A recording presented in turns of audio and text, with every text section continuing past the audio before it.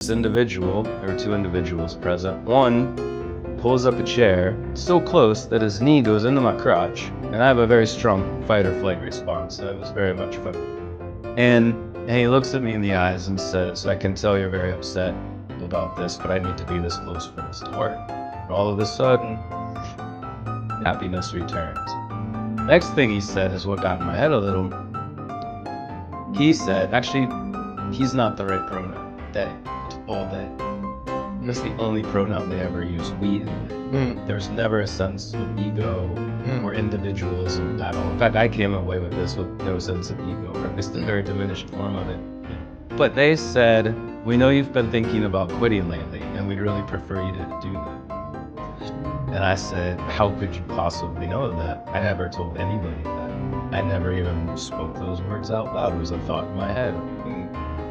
They said, "Once you know who we are, you'll know how we know that." And then telepathically, I communicated future humans. And they said, "So you know how we did that?" I said, "Oh." And then the conversation went in a lot of different directions. The vast majority of it was entirely telepathic. At some point, we just stopped using vocalized speech. And even though there were two individuals, all of the voices were the same voices. And this is the thing that blows my mind the most. And I remember Terry Lovelace talking about this when he met Betty Rubble. He just heard her voice in his head in the same voice. If you're not articulating something, it's not vibrating your malleus, incus, and stapes to send the signal. Why does it still sound like that individual? It's mind-blowing. But the three of us are communicating telepathically over the course of, I would guess, another 10, 15 minutes. A lot of other things are exchanged. I had questions, they had questions.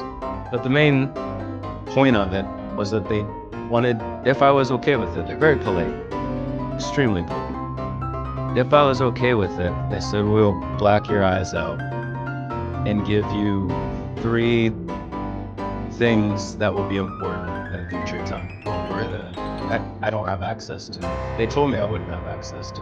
They said, "We need to put this information in your brain. If you're okay with it." And by this point, it was very clear who they were, their abilities, hive mind consciousness, interacting in this way. I trusted them and also realized that in various ways I had been interacting with them the whole time. That little voice in my head when I changed majors, a conversation they referenced right before I went to a conference at Rice University, where I thought it was just all in my mind. They referenced that conversation that we had just prior to me going to this conference. So I agreed. And that's exactly what happened. My eyes went black. I'm still staring at the same individual. In fact, by this point, it got very difficult to turn my head. I was kind of just mesmerized. I think that's the word some use. My eyes went black, and all of a sudden, I feel all of this information coming in my brain. And the other individual standing to my left occasionally would say, "Did you get that? Did you get that?" I'm like, and I can see it coming in. I have no idea what it is. It's in there. I can't access it. I agreed to have it put It's like there. you were partitioned or something. Yeah, maybe. But what's crazy is the reaction. This was at the beginning of the conference. There's a lot going on. There's a party, Halloween party. Some of my best friends from the UFO community are there. We're gonna jam tunes, play music. Yeah. I wanted to play Travis Walton's guitar with Mike Hanks for all this time. And I stood up once they released me from this. Slowly I could see this individual again or them in this manifested form. I turn, I get up, and walk through what's now a very crowded room of people from this balcony. The woman puts her hand on my arm and says, "Are you okay?" Like I couldn't lift my head. It felt like it was a 50-pound weight tied to my forehead. I walk out of the VIP room where this happened on the balcony, down to my room, which is about 5 doors away, Where is all of this? at a conference hotel in Phoenix. Scenic. Almost exactly 1 year ago. Yeah. Lay down on the bed, lay down backwards, feet still on the ground, and slept for 13 hours straight. Wake up, still with my feet on the ground, still with all my clothes on, and just started crying uncontrollably. Not because I was happy, sad, confused, nothing.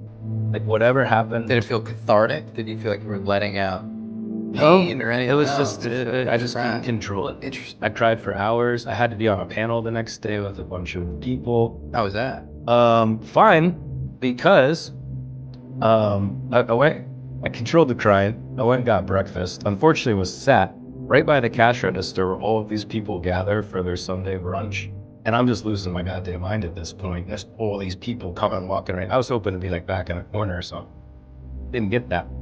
Come back to my room, still crying. Go down to give a book to an individual who was working at the registration table.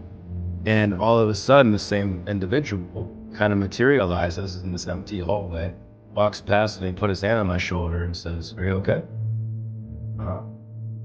That's all I could say. And all of the time this has happened is, like I'm processing, I'm doing what I'm supposed to. I'm Do you getting know the individual's name or? Yeah. I know both of their names, but again, these aren't. This is what I mean when we talk about reconceptualizing what it means to be human. Yeah.